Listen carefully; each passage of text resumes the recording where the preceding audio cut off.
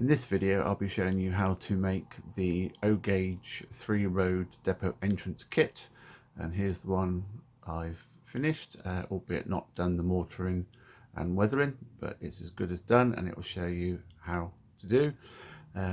It's also available in a 2-road option, which looks like this. I haven't painted this one, I've just put this all together to make sure it all fits.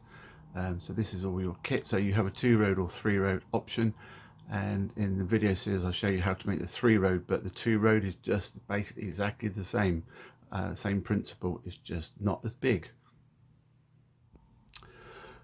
Since I've made this one, I'm going to be making a few little amendments to the production kit, so I'm just going to run through those so you know ahead, because obviously I've already done the video and I can't go back and change that. So the main one is obviously where the roof is. On the 3-road you have the option of a clear roof. It comes with a opaque backing, and I accidentally took it off by mistake, so I've got a clear one. On the 2-road shed it will only come with that kind of glazing. It's a mylar sheet, and so I don't have clear that one, so that one only come with opaque. Your 3-road will give you the option to peel the backing off and have a clear roof if you want to. There's also no protection on here. I had to put a sort of like a strip on the back to make sure the roof didn't fall down. So what I've got done on the kit, on the skeleton frame, there will be some noggins inside where you can put a strip that will fit slightly lower, and this will give you enough space for your roof to fit down on when you've done it, for added protection. So that's an added option.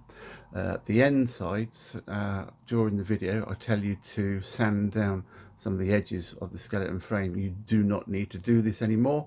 I have changed the thickness of the skeleton frame at the ends, and now the brickwork fits around there nicely, so you don't need to do any of that either.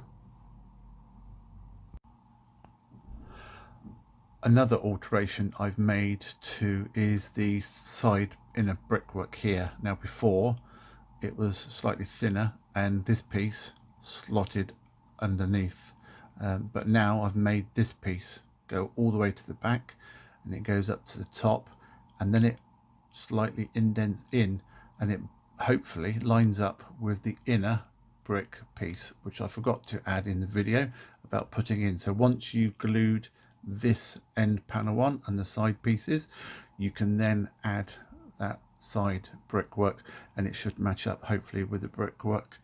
If I pan in near enough, just all lines up hopefully, and then obviously I've just slightly changed this piece of brickwork as well. So that's something to bear in mind. Obviously on the video it shows them slightly smaller, but we've made them slightly bigger and easier for you to do. Also in the video I mentioned about when you put this strip on here that you might have to fill in the middle join, but obviously on the 3-road the join works exactly the length of each tile, so you don't have to do anything. It's only if you do the 2-road you'll see the join in the middle is halfway between the 2 tiles, so you might just want to slightly fill that and blend it in to hide it. So that's the only other thing that we changed on the video. The roof capping stones or ridge tiles, whatever you want to call them, I'm going to make slightly wider. I haven't given them enough lip on the outsides. Looking at the one at Haymarket, it looks though there's a little bit of a ridge, so I'll make those slightly wider.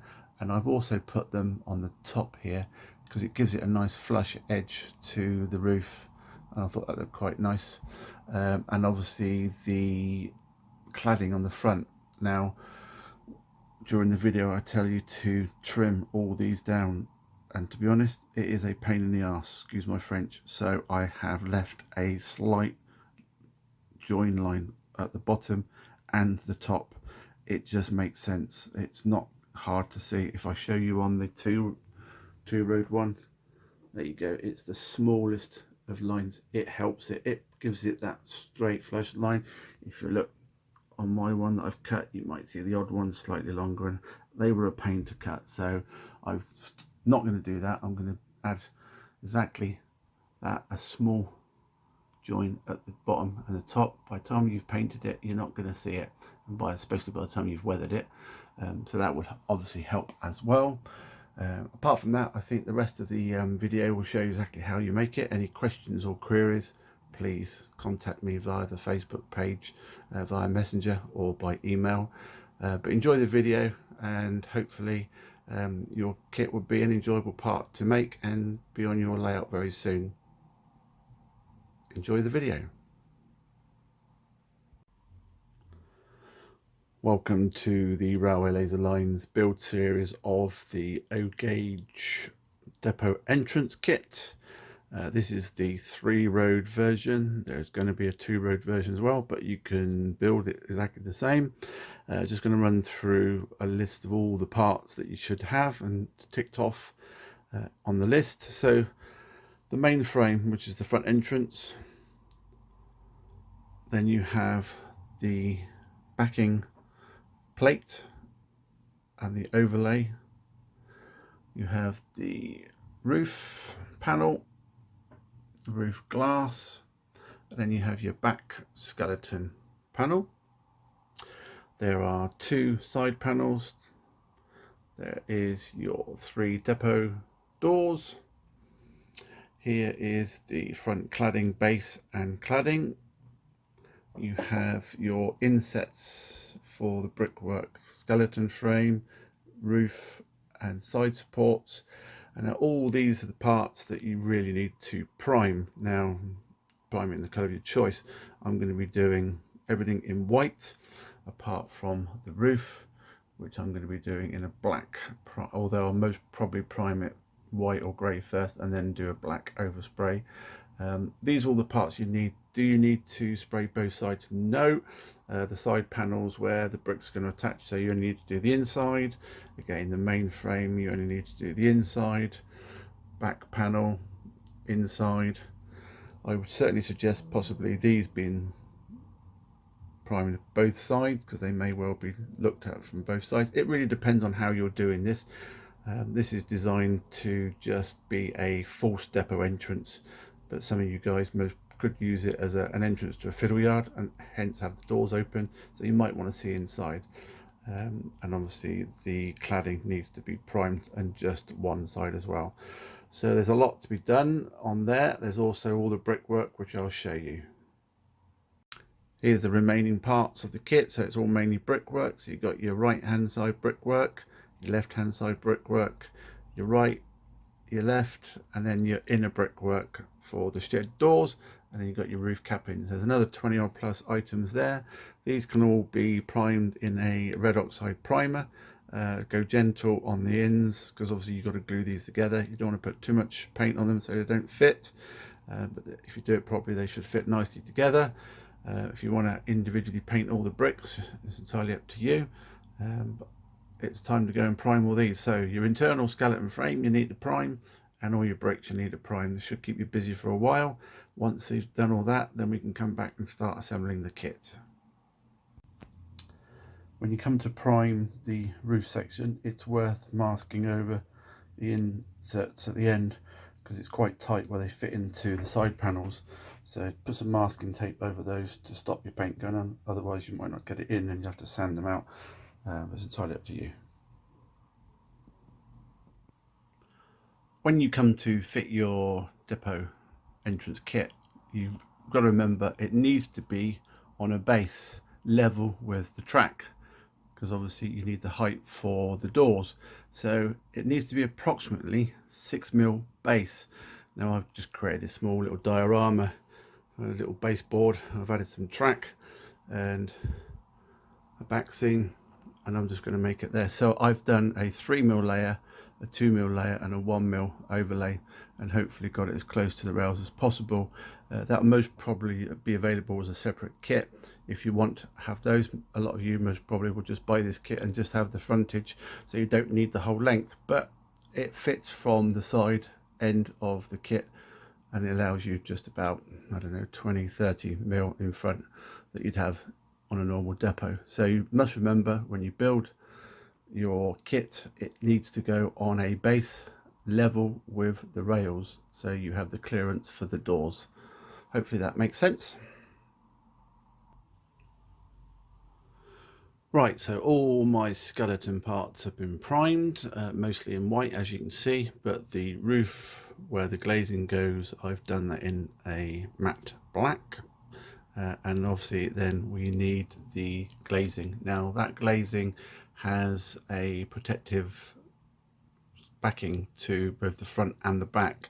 Now if you want to leave it with a sort of opaque look, I recommend leaving one of the backings on. Certainly peel one of them off because we're going to be gluing it to the back of this panel. It fits just right, and obviously it's going to add a little bit of weight to it, so you've got to make sure that it glues to this nicely. We are then going to be gluing those end three pieces into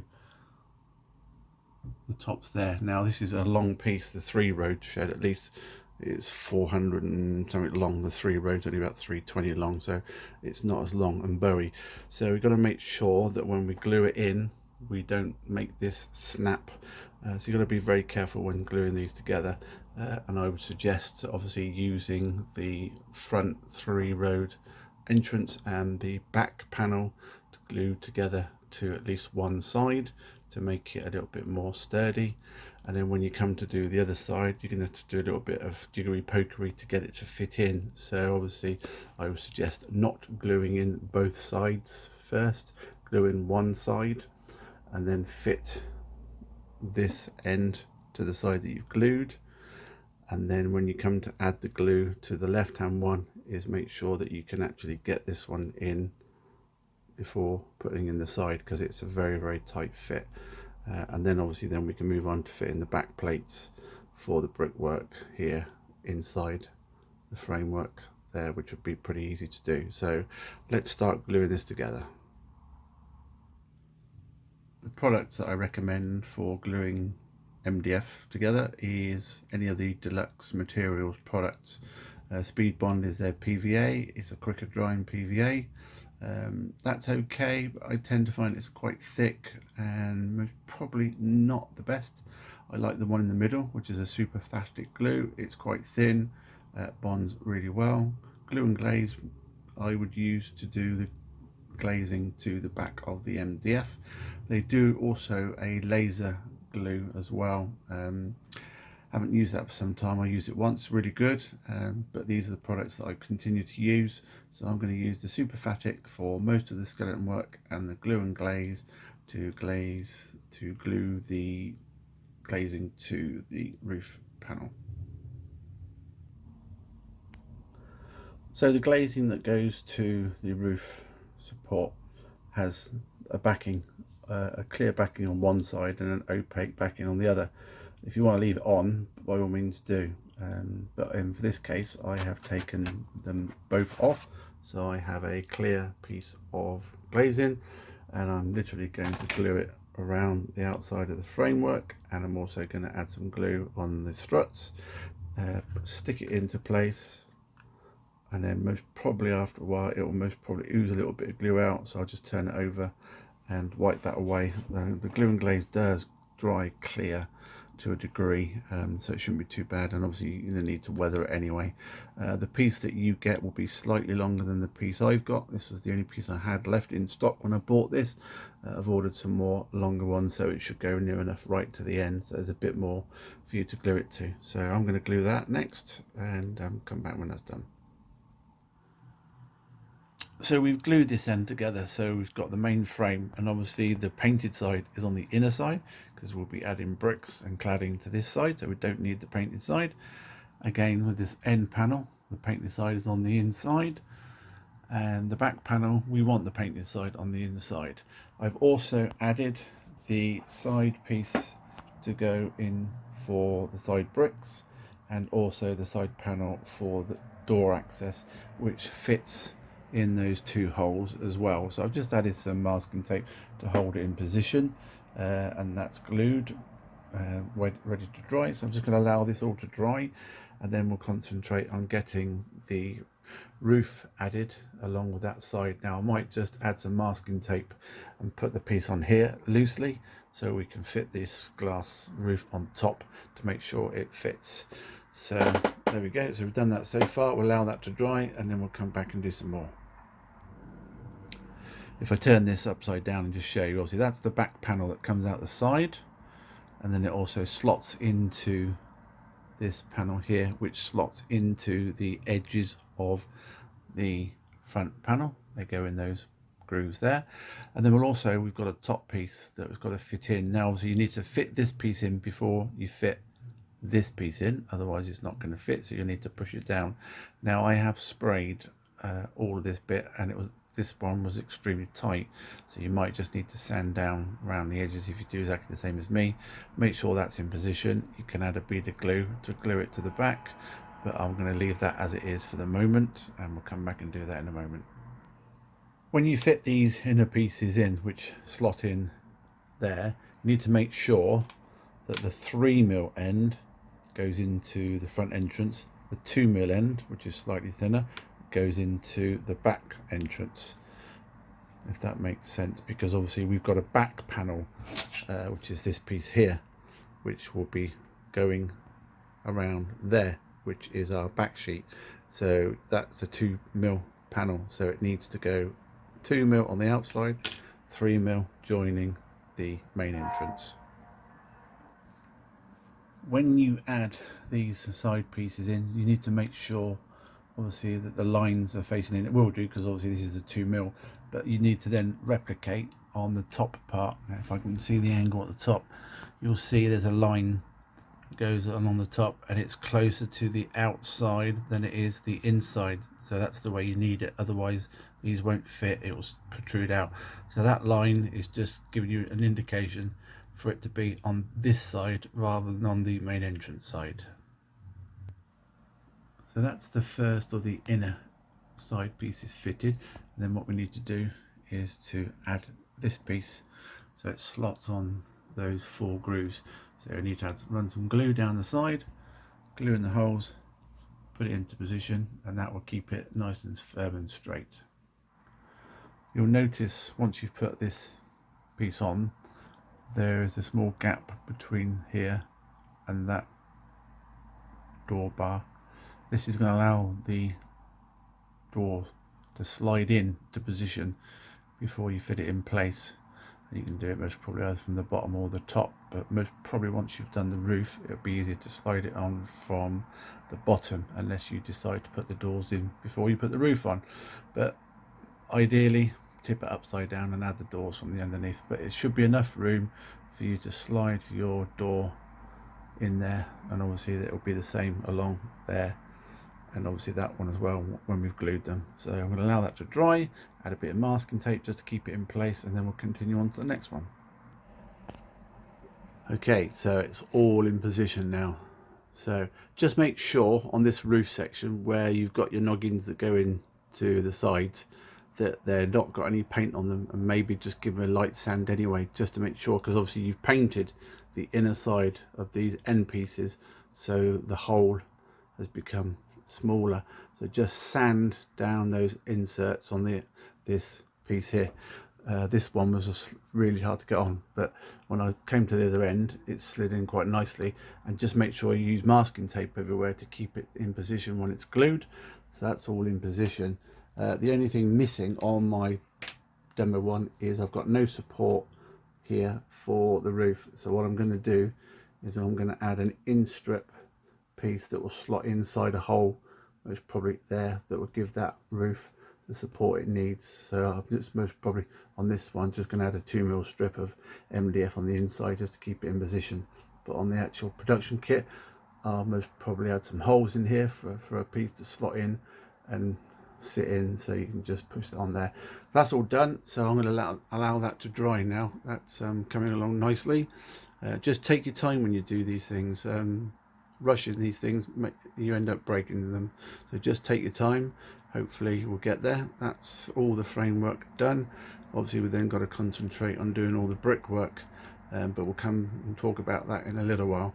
And we've also got to put in the front frame ready for the cladding as well.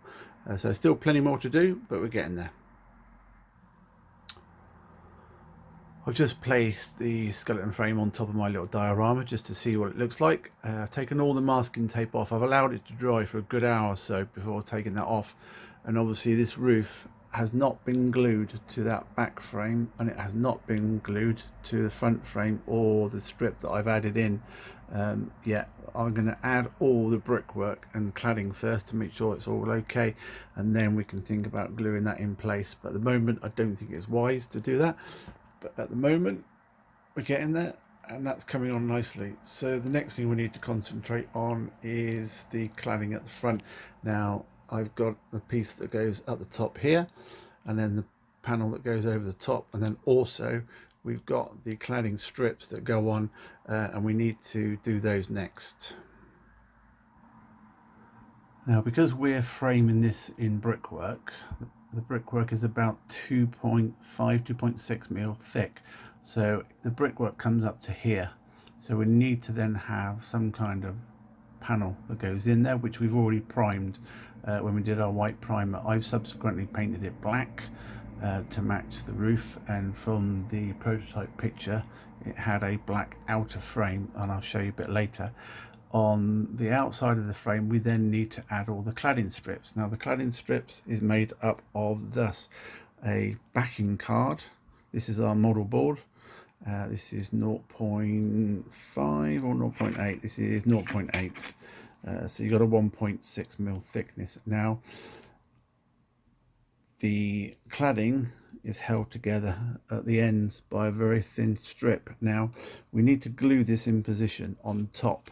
Now if you're not good at cutting and you want to leave that tiny little strip on, which you can see running along the top, if you want to leave that on, then you just need to glue this on level with the back panel, and obviously then you're going to have your strips overhanging on just one end. You then need to, once this is glued and dried, turn it over and trim all these cladding pieces, because the original doesn't have a support at the end. So what I was going to do is I was going to literally move it halfway up, glue it in position, and then trim the cladding pieces both ends, so it just looked like cladding strips. And I'm going to still attempt that, but the only way of getting that level is making sure that this end piece is level there and at the other end as well.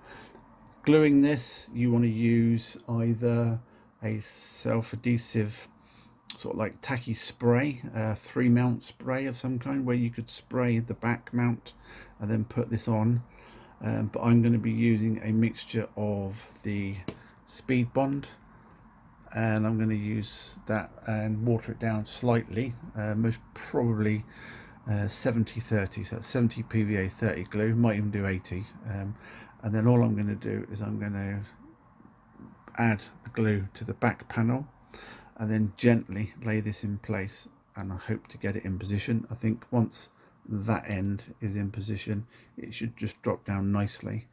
Allow it to dry thoroughly. Now it might start to bow slightly because of the thinness of the card. If it does, then you need to weight it down afterwards and allow it to flatten. Then we need to cut all these cladding strips all the way along, and I'm going to use a zippy blade. You can use a knife of some kind, but it's got to be pretty damn sharp, and you've got to get it at 90-degree angle. So that's going to be pretty hard to do. So again, take your time when doing this. Hopefully it'll explain it a bit more as we go along. Once we've joined them together and glued and trimmed them, then we can prime it, and I'm going to use a grey primer because the prototype one shows in grey. So let's start by gluing this together, and hopefully that will all go down nicely. Okay, so go over the card base with some runny glue, probably 80-20. It will dry quite quickly, so then you need to grab hold of the card, and I've just used a piece of scrap MDF to make sure at the end, to make sure I've got a straight line for the cladding to start with. Hold it up with my left hand and then literally lay it down as I go along, and as I go along I'm tapping it down, making sure that it overhangs both sides. You might find that the top pieces or the bottom piece where it's hanging on splits. Just be careful, put it back together and then carry on. Now obviously you can see at the end I'm just getting a slight bow. Now all I'm going to do now is get that glue, and I'm just going to run over the cladding with some light brushes downwards, and that's going to blend in the glue to the top cladding. It will dry, and it's going to dry slightly bowed, and as I said, once it's dried, put it under some weight, allow it to flatten out, even if you have to wait overnight, because obviously you've got to paint this in a grey primer, and it might bow again, and then you need to do exactly the same thing. We will then be gluing this to our frame, so we need to make sure it's as flat as possible. So I'm going to continue to glue this, and then I'll show you. And there you have it, that's all been glued. I've still most probably got 99% of the glue I've made up, so you don't use a huge amount, just enough to blend in between the cladding pieces for it to stick. And all I've done is a spare piece of wood, just gone down and tapped it to make sure it sticks. As you can see now, we're starting to get a little bit of bowing at the end. Not doing it at the front, don't know why, but hey ho. I'm going to allow that to dry for a good hour or so, and then what I'll do is I'll get a piece of spare MDF or card or something, put over the top and weight it down to make it flat again, some books or something. Don't put it straight on top of the card, you don't want that coming undone. Once that's flat, I most probably allow this to dry overnight, to be honest, with some heavy weights on, and then we can give it a coat of grey primer. Once that's done, might need a couple of coats and see how it goes, but we're only priming the top part and not underneath. And obviously we also need to trim the edges, which we can do once it's dry, and as you can see, they slightly protrude over, so you just want a nice sharp knife, zippy blade or craft knife, just to trim them as you go along. Might take a few minutes to do, but do take your time when you do that. So I'm going to allow that to dry, and then we're going to move on to the next step. During the process of the build earlier, we did say about priming all your external bricks. These are the ones in your kit for the 3-row shed, and I have just painted them in a Halford's red oxide primer, given them a light coat, allowed it to dry. These have dried for a good 24 hours. Now you can go to town and do individual bricks with a very small tiny paintbrush. I have done that before.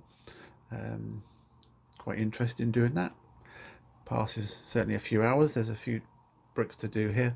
On this occasion I'm not going to do that. I'm most probably going to use my sponging method, and I've got a range of different acrylic paints to use.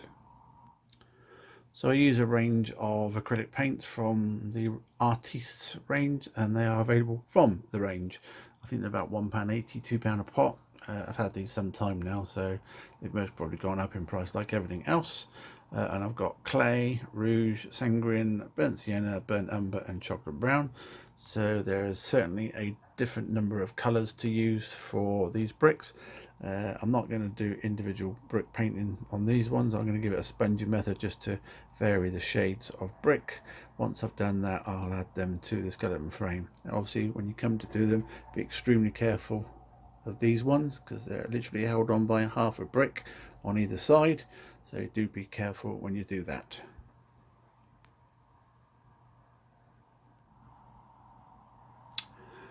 Right, that's the bricks all done in different shades. Hopefully you can see it through the camera. Do it as you feel best. They're all done and going to be ready to be glued to the skeleton frame. There's the cladding. I have gone down with a blade and trimmed it all off. That is not the easiest job to do. You do really need a very sharp blade, so I got through 2 zippy blades just to keep it as close to the edge as possible. I can't think of any other way around that. Still got a little bit of bowing, but it's got to be primed, and then obviously I'm going to put it under some books for 24 hours. I had one little piece that come off there, so I just glued it back in place. It's going to be primed so it won't notice. So I'm going to prime that and leave that, and we'll come back and do some more very soon. The front fascia plate, which needs to go above the depot doors, I sprayed in black after priming it, and also there's the overlay I've done in black as well. Now when you fit this, it fits flush at the top, but you'll find it's most probably about a mil out at the bottom. What we don't want to see is this at the base. So obviously we're going to put the cladding all the way along on top of this, so hopefully that will hide that. If I come across this and find it's wrong, I'll amend this for kits, but make sure that it fits flush in the corners. And obviously we don't want to be fitting this just yet, because obviously if we go back to the skeleton frame, when you put your side bricks in, you want to put those in first. It's going to obviously then protrude out slightly, and then once you've done the other side as well, then you can fit that plate all the way across there.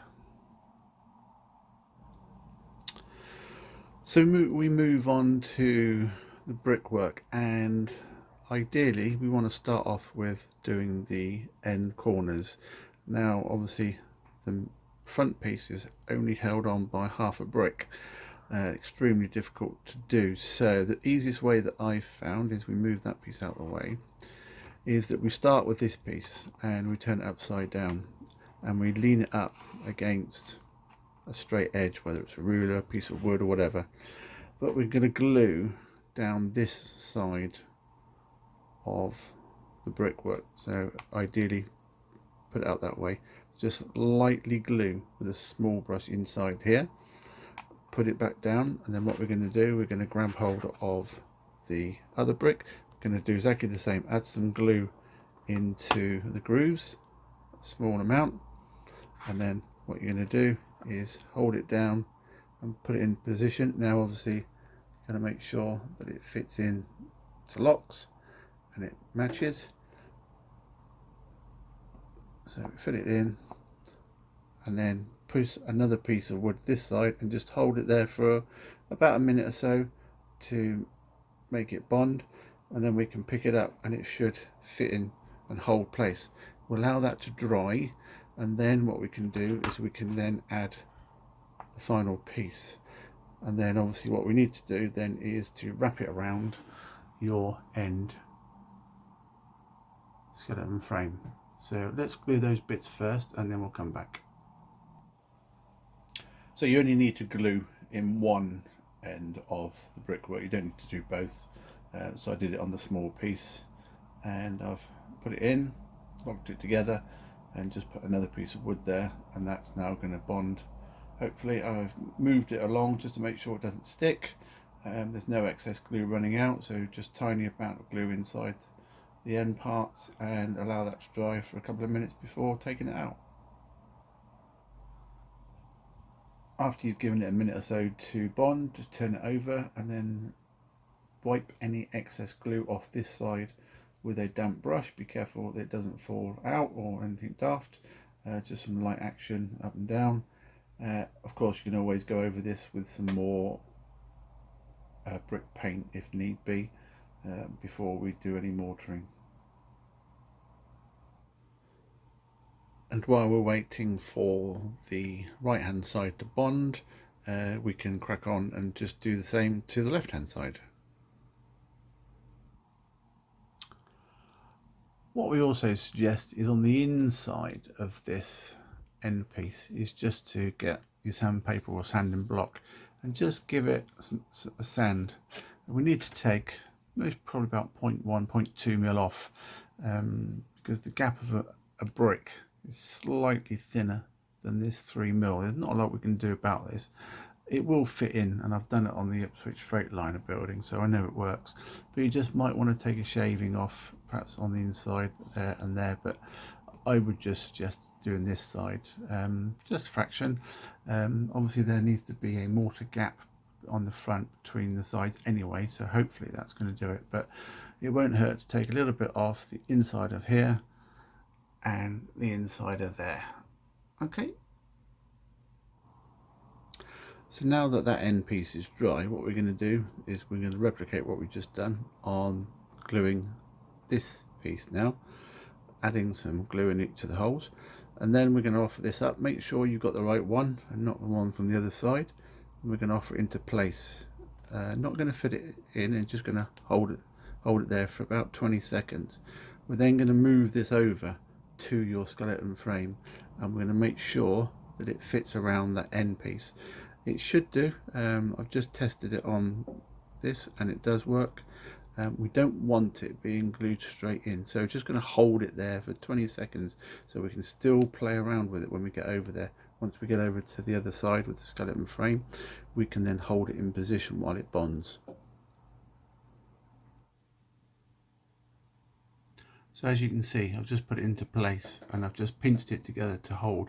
And what I've also done is I've just added the side piece to slot it in behind so it doesn't move. We will need to move this out slightly when it's done, but it's there holding it for the moment. I'm just going to hold it there again for about another 30 seconds just so it stays in place. We can then pull it out of the way and we'll fit it in a little while. So I've just taken it off and just put a piece of MDF underneath just to hold it in position, and that'll be fully bonded quite soon. And then what we can do is we can then glue this panel to the side of the skeleton frame. Now that the end part is dried, I've just added a small amount of glue to the side skeleton panel and just placed the brickwork in place and just pushed it on, and that's going to bond on there. Don't put too much glue on there. These bricks do go fairly way into the wood. You don't want glue squeezing out through the tiny little minute holes. If you need to wipe it down, because it has done, just give it a damp with a damp brush with some clean water. You can always go over it with some paint again. So that's that part done. We're going to then move on and fit this side here along with the internal brickwork there. Then we'll replicate doing that side with the end, and then we'll do that one, and then we'll do the end one as well. Although we have done the end panel, it's most probably wise just to work your way along and do that, but you choose if you want to do the other end first. It's entirely up to you. Right, we'll move on. So these are the two pieces that then go on the inside, and again we're going to do exactly what we did with the end. I'm going to turn this over and add some glue down one side, fit it up against the piece of wood, and then we'll interlock that into place.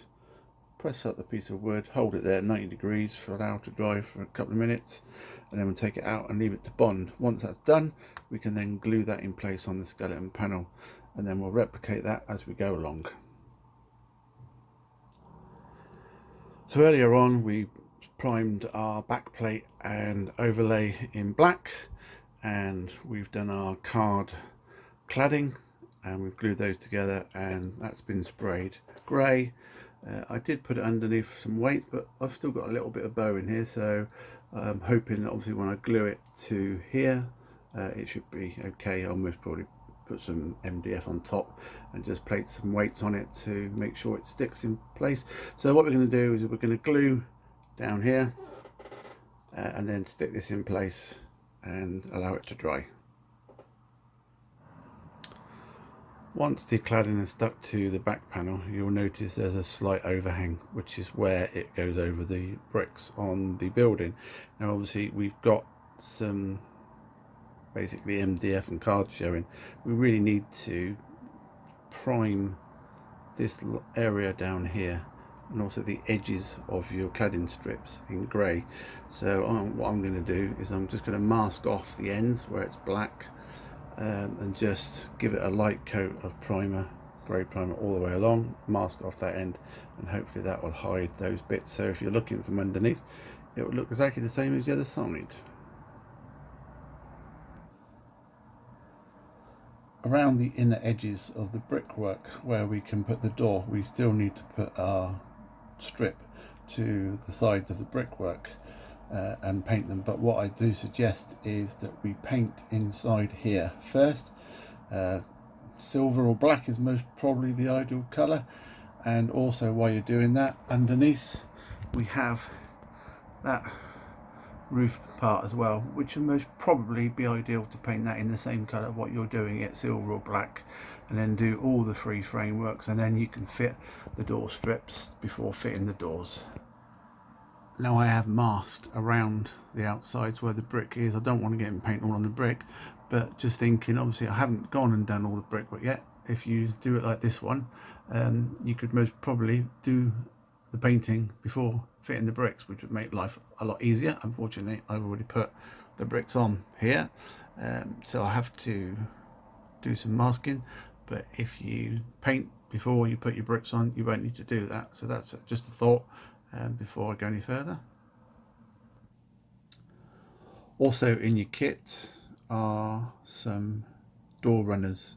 They go literally behind the brick, so on your building where the brickwork finishes, there's a gap here between here and the entrance where the door slides up, but the gap is too wide for the door, so we need to put a strip, which is a door running strip, basically on the back of the brickwork.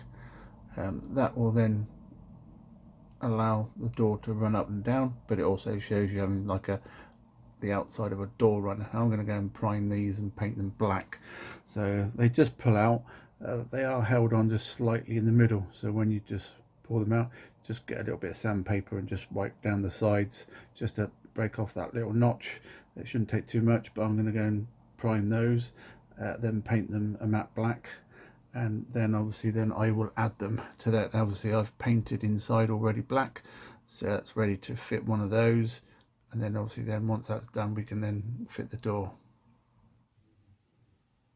So my door runners have been painted in matte black, and all we need to do is, obviously I haven't painted the back end, and that's the side that goes up against inside the skeleton frame, and it's the lengthways parallel to the brickwork, and I will glue most probably to the back and side and fit it in. So all I need to do is fit those up in the sides of all 6 corners, and that's done, and then we're ready to put the doors in.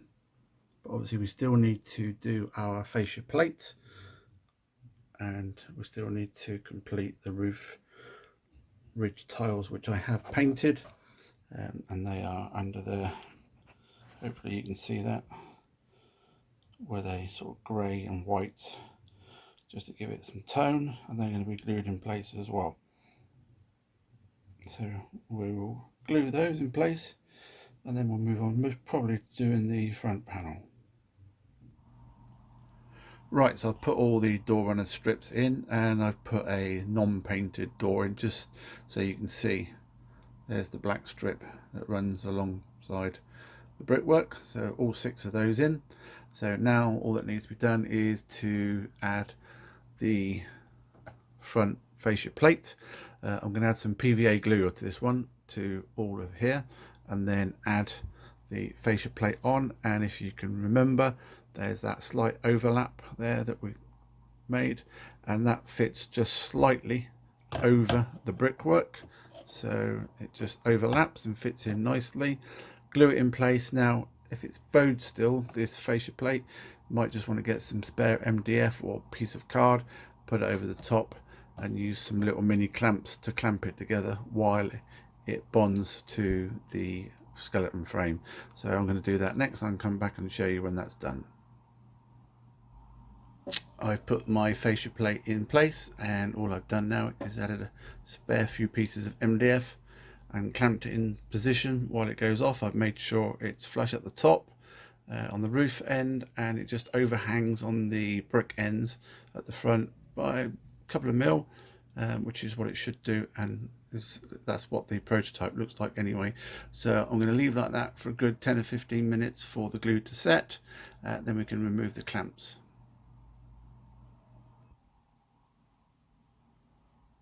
So that's our fascia cladding panel all in place now.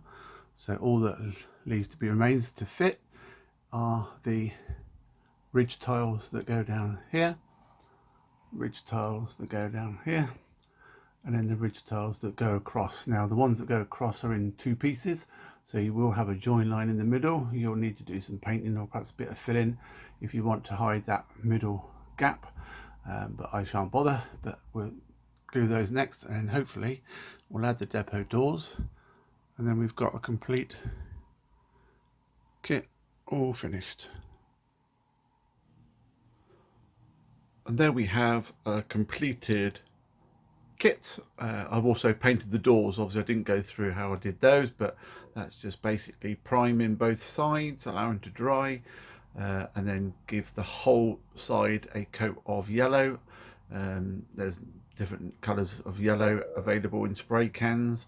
I can't remember which one I used. I think I've used Ford Signal Yellow, and then obviously masked the lines up to then spray the matte black. Once I did that, I allowed it to dry. I then given it a coat of matte varnish just to tone it down. The back of the doors are just in plain yellow because obviously these aren't going up and down, so could have left them blank for purposes, but I did paint them yellow. So that's done. Hopefully the video has shown you how to do it, and you'll enjoy making it. There is the 2-road option as well, and I had the privilege of making one of those as well, and that came out really well. That's quite cute actually, I think, for 2-road. So you've got a choice of the 2-road or the 3-road for the kits. I have been asked whether I'm going to do this in 00 gauge as well. That is a possibility, as something I might do later. But thank you very much for watching the video, and hopefully those who purchase it will enjoy making it, and we'll see you again soon. Thanks very much, take care, bye bye for now. And this is what the kit was based on. This is Haymarket depot. The shed still exists today. Unfortunately, those locos you won't be seeing at Haymarket anytime soon. They've long gone. But it was an ideal opportunity for me to have a go at making a kit based on that one. I wouldn't have wanted to make the whole depot shed, it would have been huge, but makes a great depot entrance, and it's obviously with the roof and everything, all the brickwork, etc. I thought it was worth a go. So that's the prototype, what it was based on, and thought you'd like to see that, and thank you to whoever's picture that is that's on Google Images. The hard standing kit is available as an option if you don't have anything to put your shed on. So you'll get your 3mm bottom base. This is the 2-road hard standing kit. Obviously 3-road you'll get an extra couple of pieces to do the extra track. So you get your bottom base, and then you'll do the first overlay in a 2mm. You've got the center strips to put down on your rail sleepers in the middle, and then your overlay for your sleepers, and then obviously you've got your top base, which is a thin model board. On your track you may have to cut the side of the outside of the chairs down to give it a flat base, but I have done it on this one here. That is simply added on, but you get a slight raise because obviously it goes up onto the top of the chairs, and I've just filled it in with ballast. But ideally you want to cut the side of the chairs in half, and it allow it to give it a straight flush fit. So obviously those are all your bits, so that's an option to have with your kit if you so wish to.